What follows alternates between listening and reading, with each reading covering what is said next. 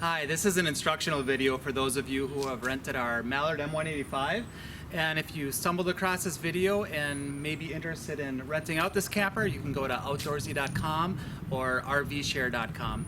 I thought we'd walk around the outside. We'll go over some features and some of the main systems in the camper and show you how to use them and give you some tips along the way. So we'll just start off at the front here. When you rent the camper, we'll walk you through how to hook it up. We have our own hitch that does have a weight distribution system on it that you'll be able to use. And the instructions, in case you forget, are taped right on the front tongue here. It does have two propane tanks in the front. We do have one gauge on one tank that will show how much is in there. And then when one tank is empty, it has this valve right here that says supply on it. You just switch that over and it will go to the next tank. Just remember to turn it on. Camper does have battery that will operate all the electronics except the air conditioner. And it should be good to go when you pick the camper up. And the nice thing about the battery too, when you're towing, the battery does charge itself through the vehicle system. All right, moving around to the front. This is the front storage compartment here. Obviously we have our tools, you know, our camping s'more sticks and whatnot. There are some lights on the inside of the camper that you can turn on to see here. They're just push button lights. This is the handle for the scissor jacks that are located on each corner. As you're leveling it, we do have levels mounted on the side and front of the camper.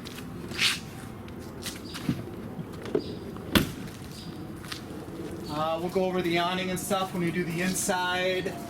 Nothing else to show you on the front here. Move around to the back.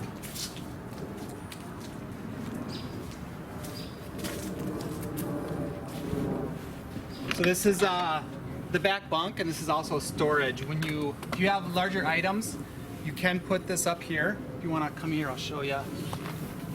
You use this little latch here, and you can actually travel with larger items like this.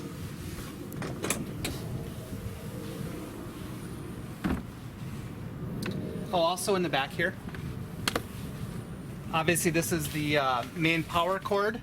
This is what plugs into the camper, and a 30 amp outlet here. And we do have a little adapter if you did need to plug that into a standard 110 outlet.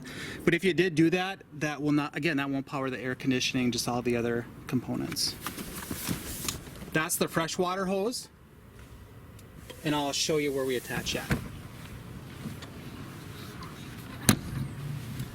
Again, that's the electricity cable. Oh, while we're here, this is the gray and black water tanks. So up here you can see it's labeled. Gray on the left, black on the right, and obviously the middle is the main sewer connection where it all comes out. So when you empty it, you travel with the valves closed, that's pushed in. If you pull it, that will open it and let it drain out the main connection there.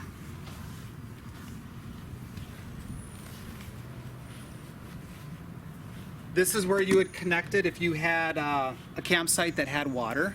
That's where you would connect the white hose in the back.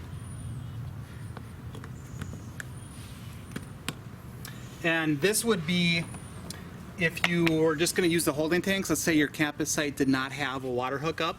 You could still use that white hose and fill it up using this. You kind of got to go by sound when you fill it up. I think it holds 40 some gallons.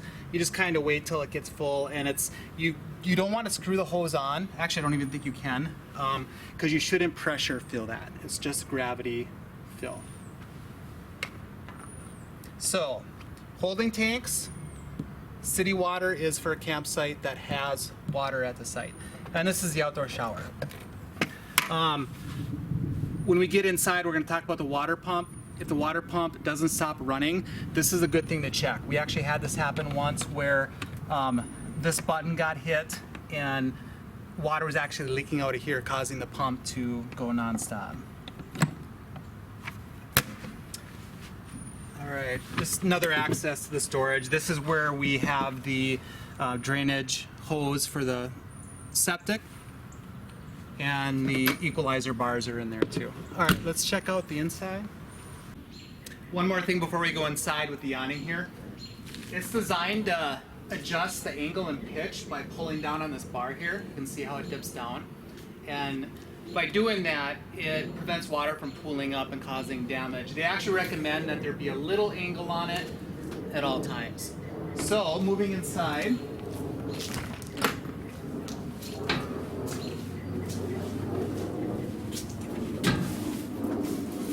We'll go over some of the controls here on the right here. So this is the lighting for the LEDs on the awning there. In this remote you can actually change different colors or patterns. This is the DVD audio system, pretty self-explanatory. The zone 1, zone 2, that's for interior or exterior speakers.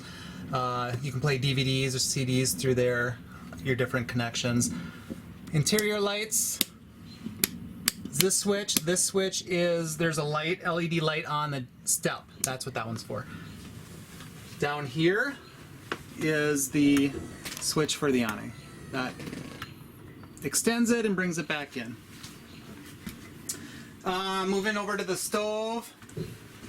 The only thing we got to say about the stove is it does have this auto start, but it's much easier and more consistent to just use a lighter, which is, I think it's down here we keep that. Pots, pans, plastic silverware, everything you need is down there. Microwave, TV, pretty self-explanatory.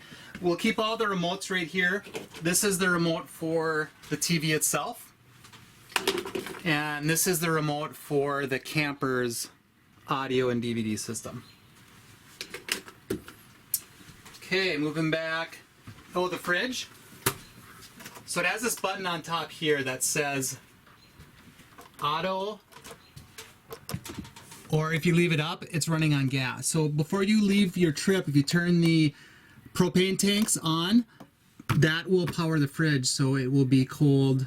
You can keep yourself cold on your way to your site. If you hit auto, then it will automatically go between gas, or if you plug it in at your site, it'll know which one to use. So that's the fridge. This is the furnace. To turn the furnace on, you use this lever on the top, and yet it's kind of hard. You got to press it firmly to the left. You'll hear it click, but it does take a little bit of effort. Right is off, left is on, and you'll actually hear it kick in after you turn it on. And then to adjust the temperature, you use this lever on the bottom.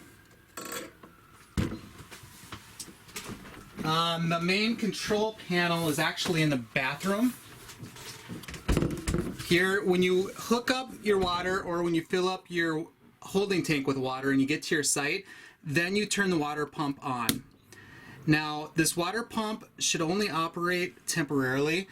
When you first get to your site, it'll go for about a minute or so to build up pressure in the system, but it should shut off.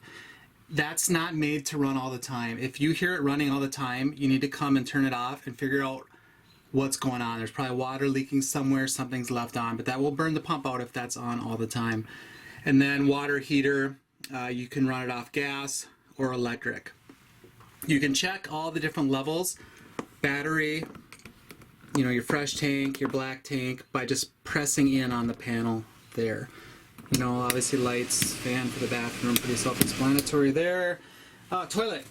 To use the toilet, there's no water in it right now, but when you have water in the system, you need to get some water in the toilet first. You hold this pedal down halfway, and you'll see water start to fill the toilet. When you get the bowl half full, let it go, do your business, and then when you flush it, you actually push it all the way down for a second or two until it flushes out. So halfway to put water in, all the way down to flush it. Shower, self-explanatory. Air conditioning unit is just this unit on top here. It's, again, it's not going to work now because we don't have it hooked up to electricity, but, again, it's self-explanatory. Cold, and you can actually use that as a heater too, but there's really no need. The furnace keeps this thing pretty pretty warm. You know, storage underneath the dinette. This is what folds down into a bed. And I think that about covers it. Any other questions, obviously give us a call and we'll help you out. But otherwise, thanks again for renting our camper and have a great trip.